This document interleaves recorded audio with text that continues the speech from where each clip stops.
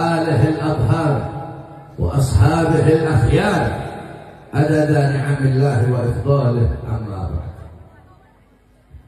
Saya cintai yang saya muliakan segenap para alim ulama, segenap para habaib, para kiai, para asatid, para tuan-tuan guru, para tokoh masyarakat, segenap aparat pemerintah, wabil khusus Habibul Bait, guru kita yang mulia Al-Habib Hud Al-Idrus beserta seluruh keluarga besarnya. Mudah-mudahan Allah panjangkan umur beliau, Allah sehatkan jasmani dan ruhani beliau, Allah permudah urusan dunia akhirat beliau, Allah perkuatkan tahan kaki beliau di dalam berdakwah, berjuang di jalan Allah Subhanahu wa taala. Amin amin ya rabbal alamin. Wabil khusus yang saya cintai, yang saya muliakan segenap hadirin hadirat, bapak-bapak, ibu-ibu, khususnya para pemuda-pemudi umat baginda Nabi besar Muhammad yang selalu dimuliakan oleh Allah Subhanahu wa taala. Saudara-saudara sekalian yang dimuliakan oleh Allah, sebelumnya saya mohon maaf terlambat karena saya sedang sakit. Saya sedang sakit, terus tadi di jalan ada trouble sedikit, makanya kesini kemalaman. Tetapi alhamdulillah kita berkumpul di malam ini, malam Jumat, malam yang dimana di malam-malam yang lain selain daripada malam ini Allah Subhanahu wa ta'ala turun ke langit dunia. Kemudian Allah berkata, hal min taibin, hal min mustaghfirin. Apakah ada hamba yang mau bertobat? Apakah ada hamba yang meminta ampun kepadaku? Apakah ada hamba yang meminta kepadaku? Ada yang meminta ampun, aku ampuni dosa. Ada yang mau bertobat, aku terima taubatnya. Ada yang meminta kepadaku, aku kabulkan permintaannya, aku berikan hajat-hajatnya. Itu Allah turun ke langit dunia setiap waktu sahar sepertiga malam, kecuali malam Jumat.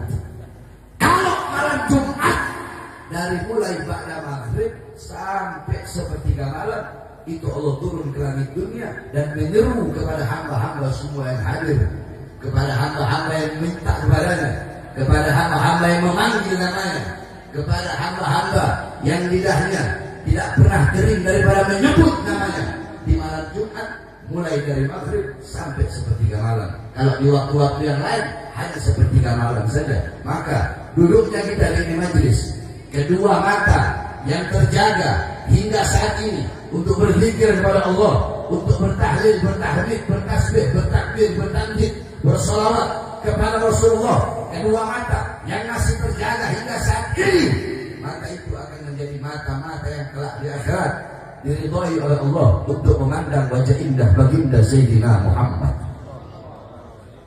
Saudara-saudara sekalian yang dimuliakan oleh Allah, kita duduk pada malam hari yang mulia ini dalam rangka Isra wal Mi'raj baginda Nabi besar Muhammad sallallahu alaihi wasallam. Saudara-saudara, saya tidak akan jelaskan tentang Isra wal Mi'raj karena sebentar lagi kita akan menghadapi bulan Ramadan, maka akan saya jelaskan sedikit apa-apa yang harus kita lakukan sebelum kita masuk dalam bulan Ramadan. Adapun untuk Isra wal Mi'raj, khususnya para santri-santri, man arada taqadduma fa'alaihi bi kutubil mutaqaddimin, faman arada ta'akhura fa'alaihi bi kutubil mutaakhirin. Jikalau kalian ingin pemikiran kalian selalu terdepan, ilmu kalian terdepan, maka hendaklah kalian berpegang teguh kepada kitab-kitab salaf, kitab-kitab para salafun salih, kitab-kitab terdahulu. Jikalau engkau ingin terbelakang, maka berpeganglah kepada kitab-kitab sekarang. Saudara-saudara, banyak sekali kitab-kitab yang menjelaskan tentang Isra wal Mi'raj baginda Nabi besar Muhammad sallallahu alaihi wasallam. Ada kitab As-Siraj Al-Wahhaj fi Haqa'iq al-Mi'raj karangan Imam Abu Ishaq Muhammad ibn Ibrahim An-Nu'mani Asy-Syafi'i. Ada kitab Al-Mi'raj karangan Imam Abdul Karim Al-Qushairi. Ada kitab Ar-Risalah fil Mi'raj karangan Imam Abu Hasan Ali bin Muhammad Al-Lakhmi. Ada kitab Ayatul Kubra fi Syarah Qissat al-Isra karangan Imam As-Suyuti. Ada kitab Al-Ayah Az-Zahimah Al-Bakhirah fil Mi'raj Sayyidu Ahli Dunya wal Akhirah karangan Al-Imam Al-Hafidz Syamsuddin Muhammad bin Yusuf Asy-Syami Ad-Dimashqi. Satu lagi kitab beliau Al-Ayat Al-Bayyinat fil Mi'raj Sayyidu Ahlil Ardi was Samawat. Kemudian ada kitab An-Nurul Wahhad fil Isra wal Mi'raj karangan Al-Imam As-Sayyid Ali Zainal Abidin bin Muhammad Al-Hadi Al-Barzanji. Beliau adalah kakek daripada pengarang Maulid Barzanji. Kemudian kitab tersebut disyarahkan oleh cucunya, diberi nama kitab Tajul Ijtihad ala Nur Al-Wahhad karangan Al-Imam Ja'far bin Ismail Al-Barzanji, pengarang Maulid Barzanji. Kemudian ada kitab Qissatul Mi'raj karangan As-Sayyid Usman Syata bin Muhammad Syata. Kemudian ada kitab Nailul Muna wal Ghaya As-Saul fil Mi'raj Nabiyil Mukhtar Ar-Rasul karangan Imam Muhammad Ibn Ja'far Al-Kattani.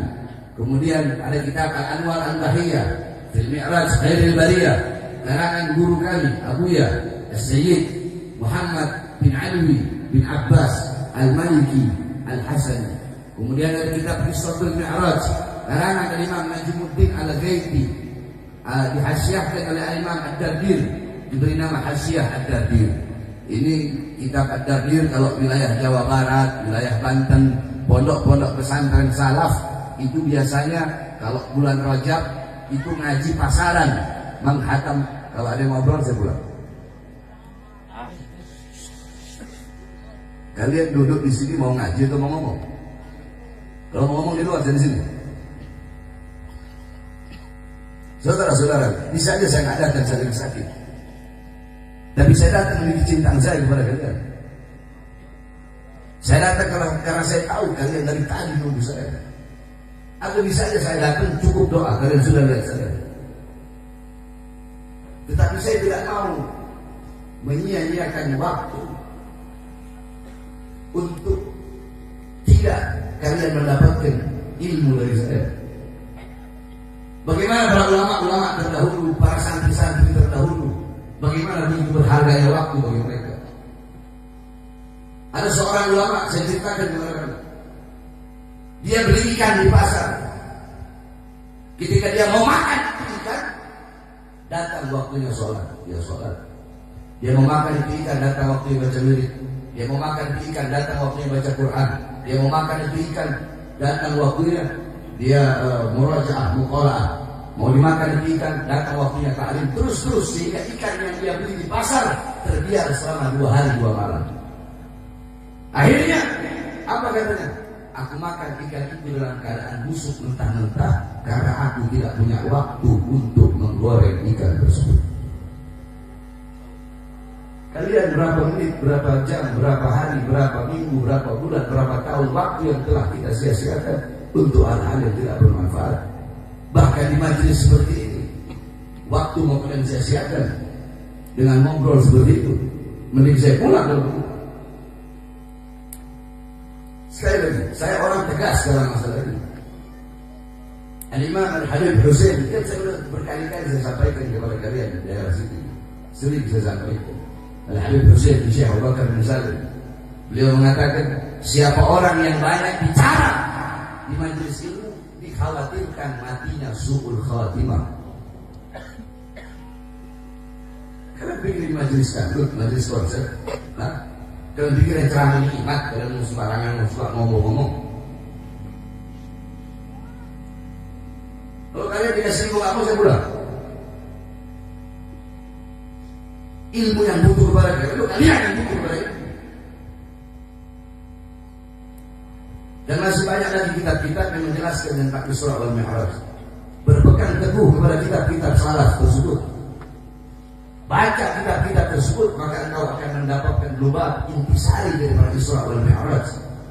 Engkau akan mendapatkan hikmah, iktibar, intifa, manfaat, pelajaran daripada kisah Isra wal Mi'rajnya baginda Nabi besar Muhammad sallallahu alaihi wasallam. Saudara-saudara sekalian yang dimuliakan oleh Allah, beberapa hari lagi kita akan memasuki bulan yang mulia, bulan yang agung, Syahrul Siyam, Syahrul Qiyam, Syahrul Ibadah, Syahrul Istiqamah, Syahrul Ramadan, bulan Ramadan. Ramadan itu dari kata Ramadan yang artinya panas. Karena kalau bulan Ramadan itu di Mekah itu di Haramain pasti cuacanya panas. Makanya Ramadan diambil dari kata Ramadan yang artinya panas. Ini biar kalian tahu, saya jelaskan kepada kalian apa-apa yang harus kalian persiapkan untuk masuk bulan Ramadan. Makanya dia jangan ngomong, saya beri cuma waktu sedikit. Dan apa-apa yang saya sampaikan kepada kalian adalah apa-apa yang ingin saya sampaikan kepada kalian. Apa yang saya sampaikan kepada kalian adalah apa-apa yang saya izinkan untuk kalian dengar. Adapun yang tidak saya izinkan untuk kalian dengar masih lebih banyak, saudara-saudara. Nah, saudara-saudara, beberapa hal lagi kita akan memasuki bulan yang penuh dengan kemuliaan, bulan yang penuh dengan keutamaan, bulan yang dimana bulan tersebut di dalamnya terdapat kemuliaan-kemuliaan, keutamaan-keutamaan, keagungan-keagungan yang hanya Allah berikan kepada kita sebagai umat Nabi besar Muhammad SAW. Mulai dari berlipat gandaan amal. Jadi jangan kita pikir umat-umat terdahulu itu mendapatkan berlipat gandaan amal. Enggak. Umat-umat terdahulu mereka tidak mendapatkan berlipat gandaan amal. Berlipat gandaan amal hanya didapatkan oleh kita sebagai umat Nabi besar Muhammad. Apalagi di bulan Ramadan, satu rakaatmu sama seperti 100 rakaat di bulan yang lain. Allah mengatakan 100 rakaat sama seperti 1000 rakaat di bulan-bulan yang lain. Satu ayat engkau baca di bulan Ramadan sama seperti 10 ayat di bulan-bulan yang lain. 10 ayat sama seperti 100 ayat di bulan-bulan yang lain. 100 ayat sama seperti 1000 ayat di bulan-bulan yang lain. 1 juz sama seperti 10 juz di bulan-bulan yang lain. Setiap hari Allah lipat gandakan amal ibadah apapun yang engkau lakukan di bulan Ramadan, baik siang, sore, malam, pagi, amal ibadah apapun yang engkau lakukan itu dilipat gandakan amal dari Allah Subhanahu wa taala. Makanya para ulama, para aulia, orang-orang soleh kalau masuk bulan Ramadan mereka bahagia, mereka senang. Kenapa? Masuk bulan yang awaluhu rahmah wa awsatuhu maghfirah wa akhiruhu idran minan nar. Bulan yang 10 hari pertamanya Allah beri rahmat dan kasih sayang Allah kepada hamba-hambanya. Saudara-saudara, berbicara tentang rahmat Allah, berbicara tentang kasih sayang Allah, rahmat Allah jangankan kepada kita umat Nabi Muhammad, terlalu jauh. Iblis, kamu tahu iblis dalam kitab Mukasyafatul Qulub di Imam Ghazali dijelaskan setiap kurun 100 tahun itu Nabi Allah Adam Allah keluarkan dari surga, kemudian iblis Allah keluarkan dari neraka, dan Allah pertemukan di satu tempat yang di tempat itu hanya Allah yang tahu. Kemudian Allah perintahkan kepada iblis, wahai iblis, sujud engkau kepada Adam, aku ampuni dosa-dosa. Akan tetapi iblis lebih memilih di neraka daripada harus sujud kepada Adam alaihissalam. Lihat bagaimana rahmatnya Allah, bagaimana kasih sayangnya Allah. Bahkan iblis yang jelas-jelas terlaknat, makhluk paling laknat, makhluk paling terkutuk, masih Allah beri kesempatan untuk bertaubat kepada Allah Subhanahu wa taala. Bahkan bukan hanya semasa hidup Nabi Adam. Nabi Adam sudah wafat, Nabi Adam sudah meninggal. Di zaman Nabi Allah Musa alaihissalam datang iblis kepada Nabi Musa, dan Nabi Musa berkata, iblis berkata, wahai Musa, engkau adalah kalimullah, engkau adalah Bapak Nabi yang berbicara dengan Allah, sampaikan kepada Allah, aku ingin bertaubat, aku ingin minta ampun.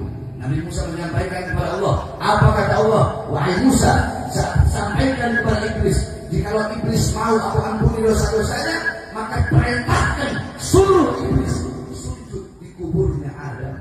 Tetap perintah Allah, sujud kepada Adam. Adam sudah mati, sujud di kuburnya Adam. Apakah iblis dibilang ini sujud di kuburnya Adam? Apa kata iblis? Adam hidup saja saya tidak mau sujud, apalagi Adam sudah mati, apalagi Adam sudah dibangkai. Itu iblis dan rahmat Allah Subhanahu wa taala. Saudara-saudara, 10 hari pertama bulan Ramadan Allah berikan rahmatnya, kasih sayangnya. 10 hari kedua Allah berikan pengampunan-pengampunannya. 10 hari terakhir atau 9 hari terakhir Allah Subhanahu wa taala bebaskan hamba-hambanya dari api nerakanya Allah Subhanahu wa taala. Bulan Ramadan, bulan yang dalamnya turun Al-Qur'an, An-Nurul Mubin wa Dzikrul Hakim wa Shiratul Mustaqim. Bulan yang penuh dengan kemuliaan, bulan yang penuh dengan keutamaan, bulan peperangan. Saudara-saudara, loh, kok bisa bulan peperangan? Ya, bulan peperangan. Rasulullah ketika pulang dari perang, beliau berkata kepada sahabat, raja'na minal jihadil asghar ila jihadil akbar. Kita telah pulang dari perang yang kecil menuju perang yang besar. Kita telah pulang dari perang melawan musuh yang kecil menuju melawan musuh yang besar. Para sahabat berkata, Rasulullah, bagaimana mungkin ini peperangan yang kecil, musuh yang kecil? Rasulullah berkata, ada peperangan yang lebih besar, ada jihad yang lebih besar, ada musuh yang lebih besar, musuh yang lebih besar daripada orang-orang kafir, musuh yang lebih besar daripada orang-orang munafik, musuh yang lebih besar daripada iblis. Apa itu? Jihadun nafs, berperang melawan hawa nafsu, berperang melawan syahwat, berperang melawan musuh yang ada di dalam diri kita sendiri, berperang melawan musuh yang tidak tampak, berperang melawan diri kita sendiri, berperang melawan musuh yang paling besar yang ada di dalam diri kita. Tuba liman kana aqluhu amira wa hawahu asira, fawailun liman kana aqluhu asira wa hawahu amira. Sungguh beruntung, sungguh berbahagia bagi orang-orang yang akalnya menjadi raja sedangkan nafsunya menjadi budak. Sungguh beruntung, berbahagialah engkau ketika akalmu menguasai hawa nafsu, ketika akalmu menjadi raja dan nafsumu menjadi budak, ketika akalmu menjadi raja, nafsumu menjadi budak, ketika akalmu menguasai hawa nafsumu, akalmu menguasai syahwatmu, sehingga akalmu mendorong engkau kepada perkara-perkara yang baik, perkara-perkara yang taat, mendorong engkau kepada keimanan, mendorong engkau kepada jalan ilmu, jalan amal, jalan warok, jalan khauf, jalan takwa, jalan ikhlas, jalan sabar, jalan istiqamah, jalan zuhud, jalan qanaah, jalan ketakwaan, jalan untuk engkau mengalirkan air mata rasa takut kepada Allah, tidak pernah merasa aman dari azab dan siksa Allah Subhanahu wa taala. Dan sebaliknya, sungguh celaka, sungguh rugi bagi orang-orang yang akalnya menjadi budak sedangkan nafsunya menjadi raja.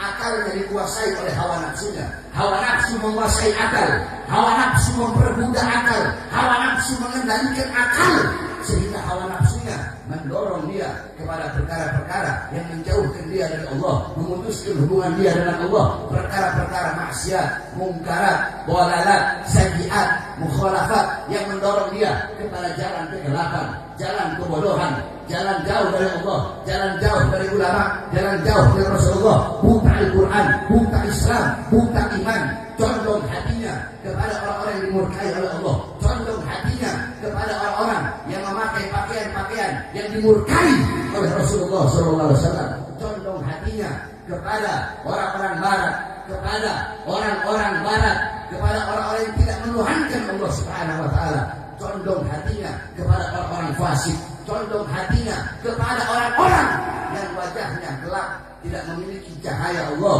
wajahnya sepi dari rahmat dan cahaya Allah Subhanahu wa taala. Ketika hawa nafsu syahwat menundukkan kau punya akal, maka engkau akan dibawa ke jalan tersebut. Nah, kita manusia adalah hamba yang sempurna, saudara-saudara. Malaikat itu punya akal, tapi malaikat tidak memiliki nafsu. Makanya malaikat tidak pernah berbuat dosa kepada Allah, melanggar perintah Allah, selalu taat, selalu patuh kepada Allah. Kenapa? Malaikat tidak punya nafsu dan malaikat hanya memiliki akal. Sebaliknya, binatang itu punya akal, binatang punya nafsu, tapi binatang tidak punya akal. Otak binatang punya, tapi akal binatang tidak punya, saudara-saudara. Saking begitu mulianya akal, saking begitu agungnya akal, sampai-sampai ikhtilaf para ulama, berbeda para ulama, mana yang lebih mulia, akal atau ilmu yang lebih mulia. Bagi ulama yang mengatakan akal lebih mulia daripada ilmu, karena dengan akal lah seseorang bisa memahami ilmu, dan dengan akal lah al-akal manba'ul ilm, akal adalah tempatnya ilmu. Malam hari ini pakai kau punya akal, jangan pakai kau punya mulut, saudara-saudara. Jangan ngomong, pakai kau punya akal, cerna apa yang saya sampaikan kepada engkau. Nah, saudara-saudara sekalian, malaikat punya akal, malaikat punya akal, nggak punya nafsu. Binatang punya nafsu, nggak punya akal. Kita manusia sempurna. Apa-apa yang tidak dipunya oleh malaikat, kita punya. Apa itu? Yang tidak dipunya oleh malaikat, kita punya. Apa itu? Jawab yang keras, apa itu? Ibu, apa itu?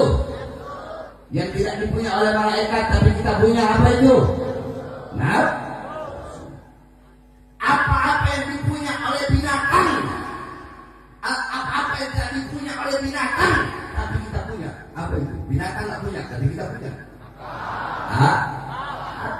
Jadi binatang wajar kalau ada kambing dia mau makan rumput orang lain, wah wajar, dia nggak tahu mana halal, mana haram, mana baik, mana buruk. Ada kambing belajar di sekolah, ada kambing belajar di sekolah. Wajib bagi kambing untuk mondok, wajib. Ya, harus kambing ngaji, harus kambing jadi santri, harus. Enggak, kenapa? Karena binatang. Awaluhu turab wa akhiruhu turab. Awalnya tanah, kembali kepada tanah. Enak binatang itu. Nggak ada hisab, nggak ada hitung-hitungan. Di akhirat nggak ditanya sama Allah. Di akhirat nggak ada dimintai pertanggungjawaban oleh Allah. Awalnya tanah, dia kembali ke tanah. Sedangkan kita, awaluhu turab wa akhiruhu hisab wan nar wal azab. Kita awalnya tanah, tapi tempat kembali kita adalah hisab. Hitung-hitungan atas amal-amal perbuatan yang telah kita lakukan di muka bumi Allah. Binatang awalnya tanah, kembali ke tanah. Kenapa? Karena tidak punya akal. Saya tanya, jawab yang keras. Apakah nanti Allah akan tanya, hei binatang, sudahkah kamu sholat? Allah nanya gitu lah. Jawab yang keras, Allah nanya gitu lah. Hei binatang, sudahkah kau puasa? Allah nanya gitu lah. Hei binatang, kenapa kau maling uang rakyat? Allah nanya gitu. Hei binatang, kenapa kau pakar itu laut seakan-akan laut punya nenek moyang kamu? Allah bakal nanya gitu. Allah bakal nanya gitu. Allah tanya, binatang, kenapa kamu bisa disuap? Kenapa kamu bisa disogok? Kenapa kamu memiskinkan rakyat, menderitakan rakyat? Kenapa kamu mengeluarkan keputusan-keputusan dan peraturan-peraturan yang menyiksa rakyat? Allah bakal tanya begitu. Allah bakal tanya begitu.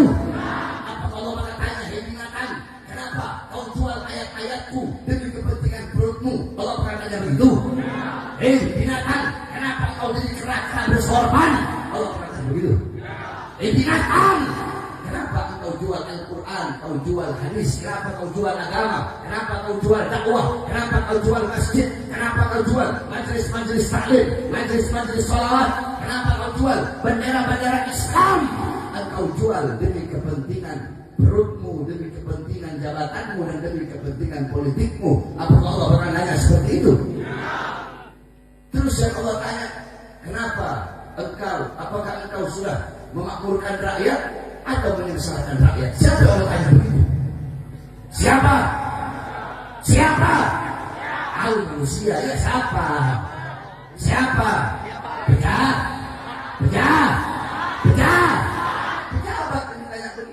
Binatang kan nggak ditanya. Terus berarti nanti di akhirat siapa yang lebih mulia? Binatang lebih mulia daripada kita. Terus makanya jangan merasa diri kita lebih mulia. Kalau melihat anjing, melihat kadang ini kita suka Syekh Abu Yazid Al-Bustami. Abu Yazid Al-Bustami, satu waktu beliau pernah berjalan. Ketika beliau berjalan, tiba-tiba ada seekor anjing. Beliau angkat jubahnya. Ketika beliau angkat jubahnya, tiba-tiba anjing itu berkata, wahai Syekh, jikalau engkau mengangkat jubahmu karena engkau takut terkena air liurku, maka cukup bagimu mencuci jubahmu dengan 7 kali basuhan, salah satunya dengan tangan. Tapi jikalau engkau mengangkat jubahmu karena memandangku sebagai makhluk yang hina, yang najis, dan kau merasa lebih mulia dariku, maka walaupun hatimu dicuci dengan 7 lautan, 7 samudra, hatimu tidak akan pernah bersih, wahai Syekh. Apa kata Syekh?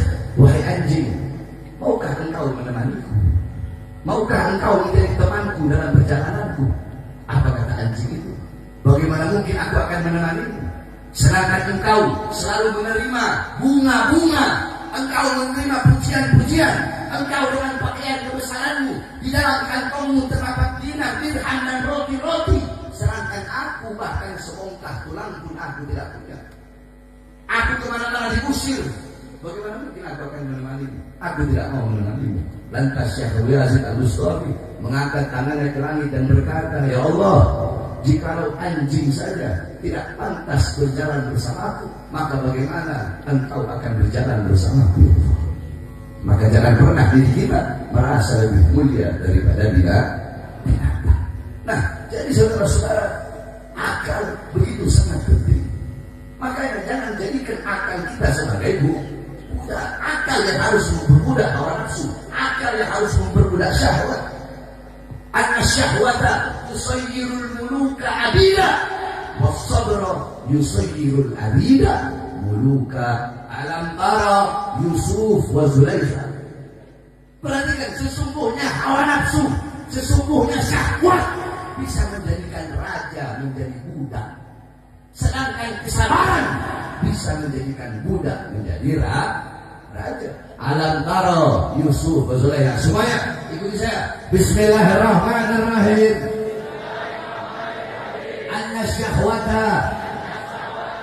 An-syahwata tusayyirul muluka abida, was-sabra yusayyirul abida muluka. Sesungguhnya hawa nafsu, syahwat bisa menjadikan seorang raja menjadi budak, sedangkan kesabaran, ketabahan bisa menjadikan seorang budak menjadi raja. Alam taro Yusufa wa Zulaikha. Tidak pernahkah kau melihat, tidak pernahkah kau mendengar kisah Nabi Allah Yusuf dan Siti Zulaikha?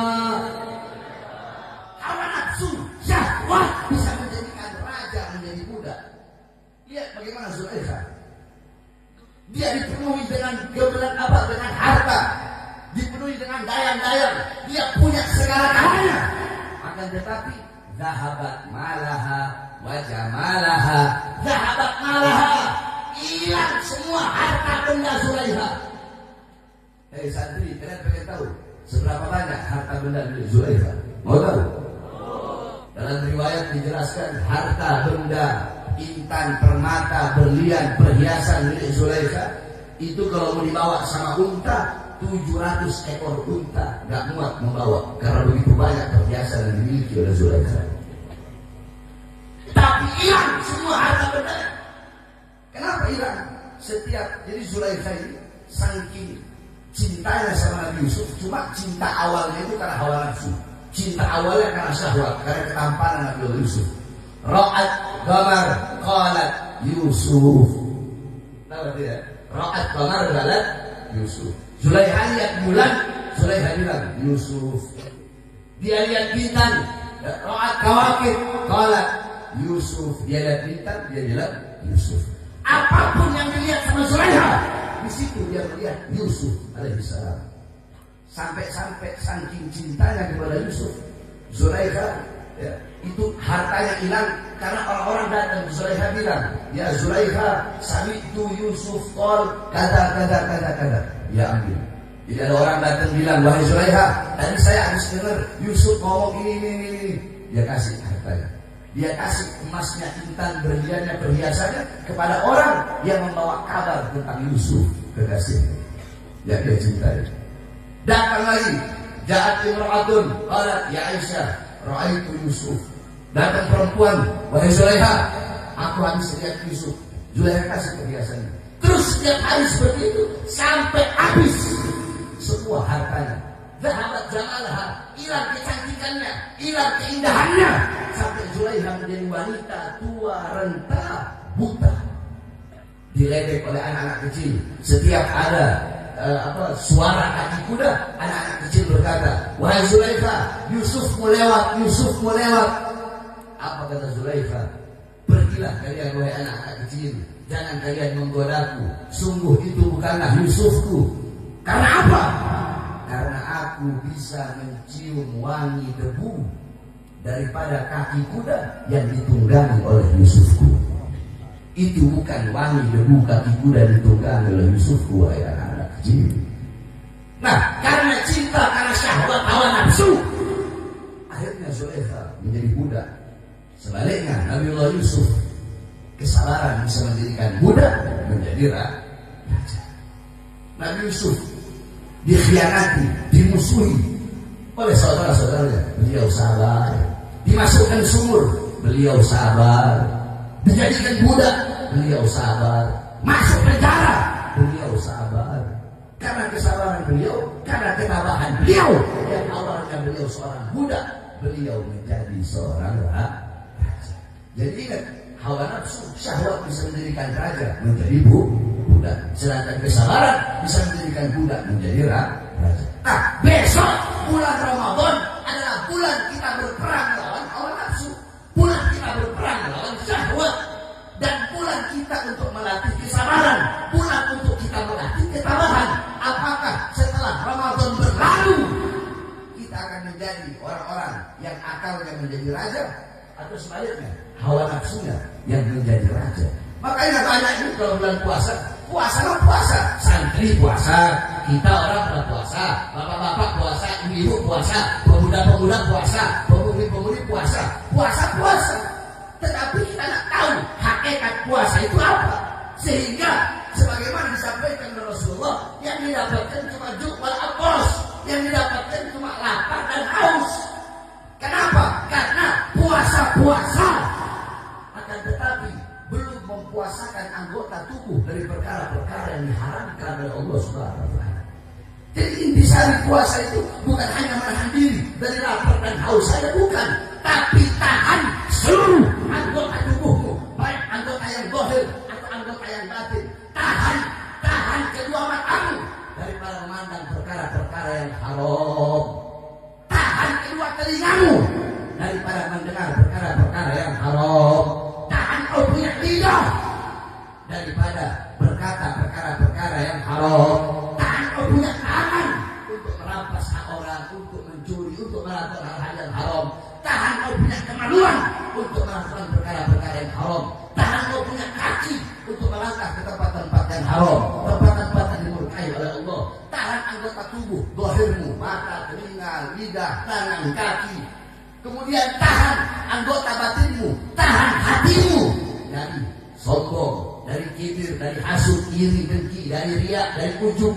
Jaga ketika engkau bisa menahan itu semua dan engkau melewati bulan Ramadan, maka ketika saat masuk 1 Syawal, engkaulah orang-orang yang pantas mendapatkan Yaumul Falah, hari kemenangan. Kenapa? Karena engkau telah menang melawan hawa nafsumu, karena engkau telah menang melawan syahwatmu. Kalau engkau cuma puasa menahan lapar dan haus, tapi kedua matamu, telingamu, lidahmu masih melakukan perkara-perkara yang haram, maka engkau dapatkan hanyalah lapar dan haus terus. Oleh karenanya, sebelum masuk bulan Ramadan, tazkiyatul nafs, bersihkan engkau punya jiwa. Tathirul qulub, bersihkan, sucikan kau punya hati untuk memasuki bulan yang penuh dengan kemuliaan, bulan yang penuh dengan keagungan. Agar apa? Agar kita masuk bulan Ramadan dalam keadaan mulia, dalam keadaan agung, dalam keadaan suci. Keluar dari bulan Ramadan dalam keadaan mulia, dalam keadaan agung, dalam keadaan suci. Nanti di bulan Ramadan, siangnya hidupkan dengan membaca Al-Quran, malamnya hidupkan dengan qiyamul lail. Terus seperti itu, saudara-saudara. Berkumpul dengan orang-orang saleh, berkumpul dengan para kiai-kiai, para ustaz, para habaib, berbanyak membaca Al-Quran sambil dengan wudu, agar air wajahmu tidak sepi dari cahaya Allah Subhanahu wa Ta'ala. Semoga kita semua masuk bulan Ramadan dalam keadaan suci, keluar pun dalam keadaan suci. Masuk bulan Ramadan dalam keadaan baik, keluar dari bulan Ramadan lebih baik daripada sebelumnya. Jadi gampang, kalau engkau mau lihat puasa Ramadan diterima atau tidak, lihat nanti selesai Ramadan. Apakah bertambah ketakwaanmu? Apakah bertambah ketaatanmu? Apakah bertambah kepatuhanmu? Apakah bertambah ketakutanmu kepada Allah? Jikalau semangat belajarmu bertambah, semangat sholatmu bertambah, semangat ketaatanmu bertambah setelah lewat Ramadan, berarti puasamu diterima oleh Allah Subhanahu wa Ta'ala. Kenapa? Tazidut ta'ah, bertambah bertambah ketaatanmu kepada Allah Subhanahu wa Ta'ala. Paham? Semua yang ada paham? Jadi masuk bulan Ramadan benar-benar bersihkan jiwa, bersihkan hati, sucikan hati. Agar kita masuk bulan Ramadan, keluar bulan Ramadan kita lebih baik dari sebelumnya. Allahumma barik lana fi Rajab wa Sya'ban wa ballighna Ramadan. Allahumma barik lana fi Rajab wa Sya'ban wa ballighna Ramadan. Allahumma barik lana fi Rajab wa Sya'ban wa ballighna Ramadan. Allahumma iftah lana futuhat al-arsyiyah wal rahmah wal barakah wal hidayah wal inayah wal maut ala din al-Islam. Wa sallallahu alaihi wasallam Muhammadin wa ala alihi wasahbihi wasallam walhamdulillahi rabbil alamin. Terakhir, sebelum saya duduk, saudara-saudara, baru hari ini tadi Kamis, tanggal berapa Kamis? Tanggal 20 Februari.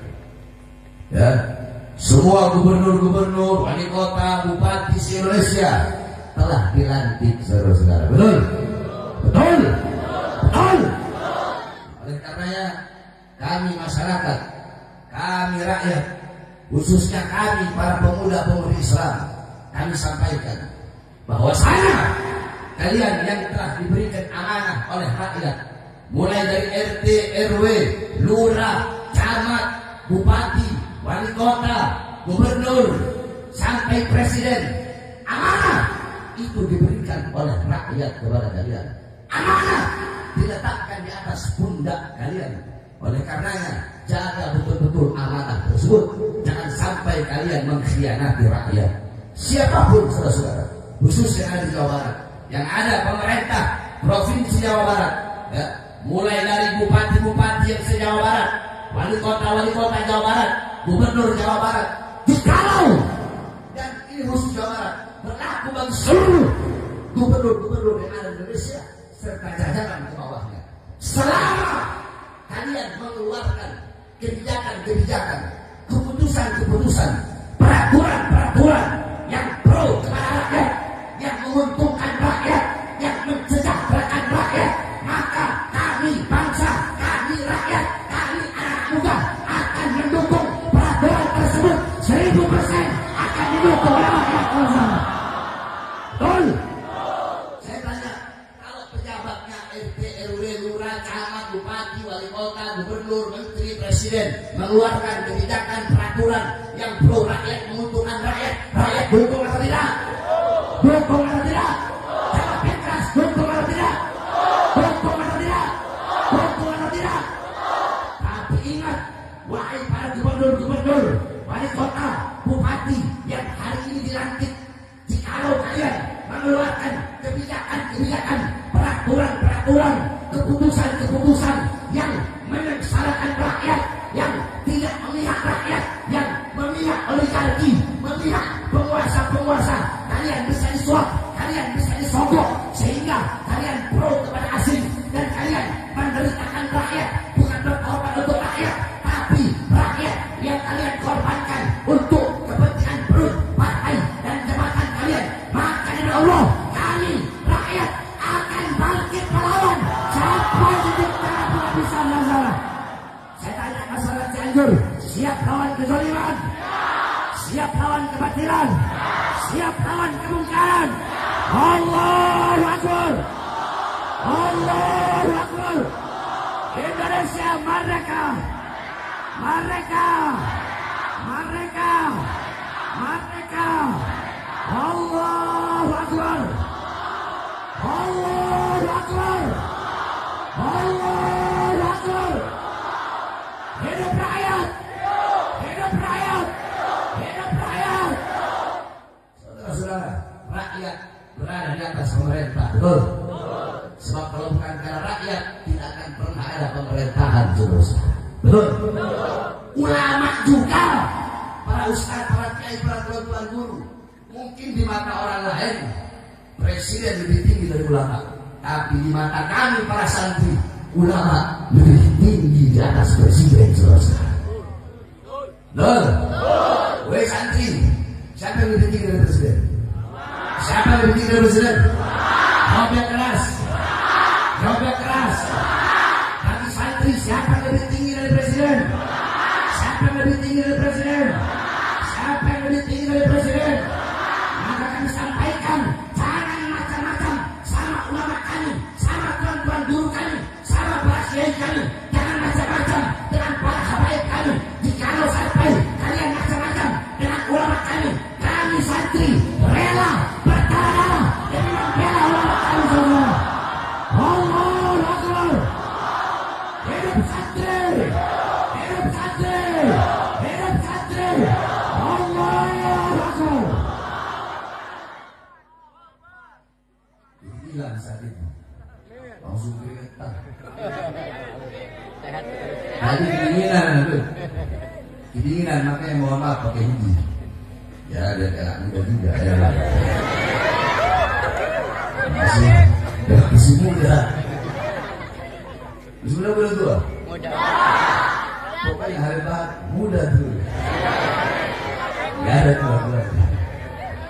Ya, tua anak udah banyak. Saya punya anak udah 11. Nah, kalian gak nyangka kan?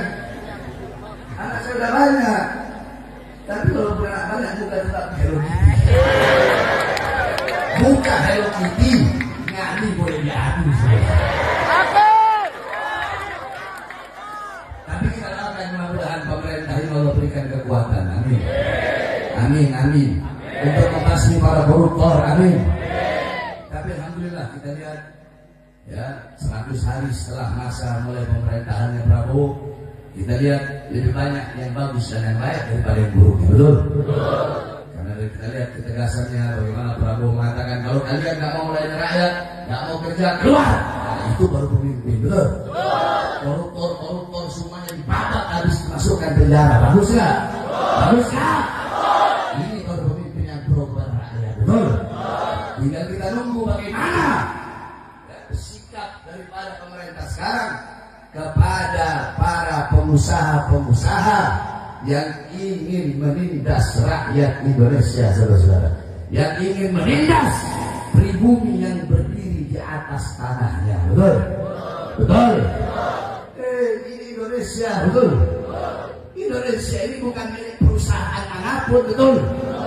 Indonesia ini bukan milik 9 Naga, bukan milik Agung Sedayu Group, bukan milik apalagi Lipo Group, bukan milik grup-grup itu perusahaan-perusahaan grup, bukan. Indonesia bukan milik partai politik manapun, bukan milik PDI, bukan milik PKS, bukan milik PKB, bukan milik Gerindra, bukan milik Demokrat, bukan milik Golkar, bukan milik PKB, P3, PKS, PAN, dan partai-partai yang lain. Indonesia bukan milik Kapolri, bukan milik polisi, bukan milik Panglima TNI, bukan milik tentara, bukan juga milik presiden, tapi Indonesia milik kita bersama, Bhinneka Tunggal Ika, bangsa dan rakyat Indonesia, saudara. Allahu Akbar, Allahu Akbar. Mudah-mudahan Allah berikan kekuatan kepada pemerintah sekarang, Allah berikan kekuatan, dan mudah-mudahan kalau ada yang buruknya Allah berikan yang baik. Udah baik, Allah tambah berikan jadi lebih baik. Amin, amin ya Rabbal. Terakhir sebelum saya tutup, sebenarnya saya nggak mau ngomong, tapi karena video itu tersebar kemana-mana, banyak yang WA saya. Sebenarnya seorang nggak peduli bodo amat, karena kebenaran pasti akan selalu terbuka.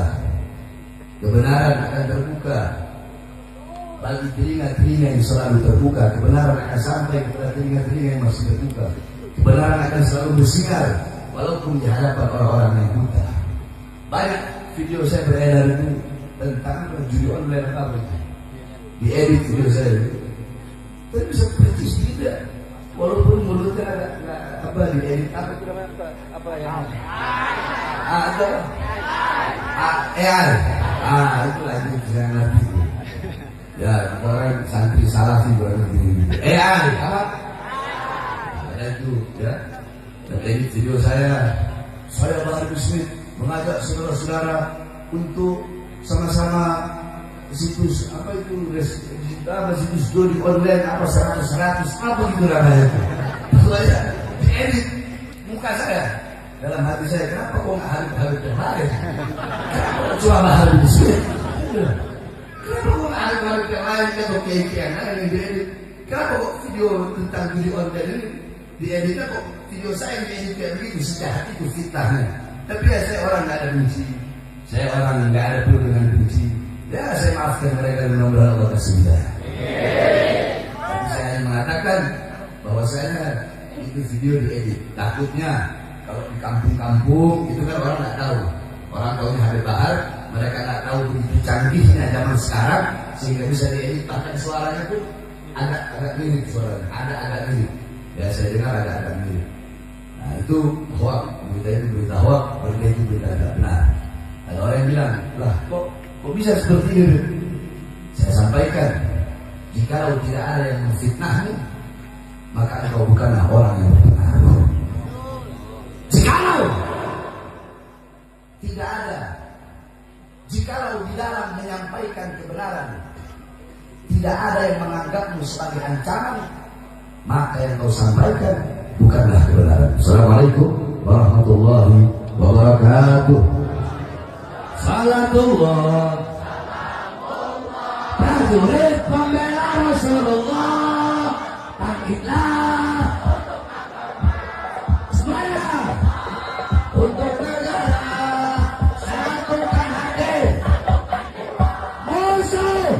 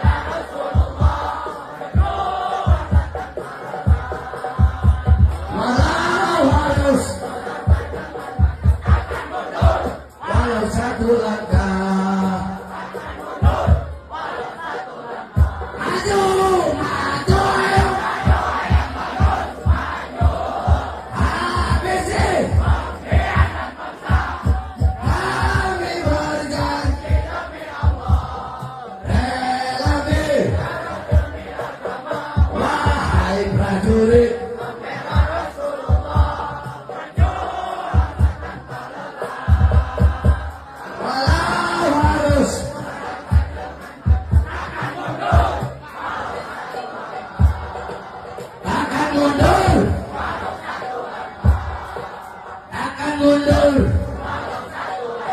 Saya tanya, jawabnya keras. Untuk melawan pengkhianat bangsa, melawan para koruptor, maju atau mundur? Maju atau mundur? Maju atau mundur? Siap berdarah, siap mati, siap hancur. Allahu Akbar. Siapa mereka? Mereka. Allahu Akbar.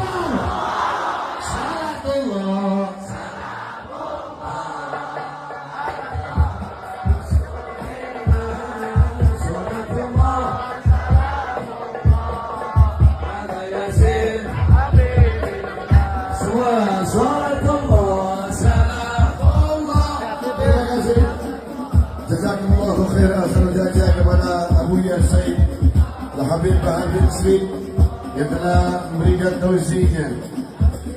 Yang alhamdulillah kita sangat menerimanya dan juga menjadi ilmu yang bermanfaat bagi kita semuanya. Amin. Amin. Kasih jalan, kasih jalan.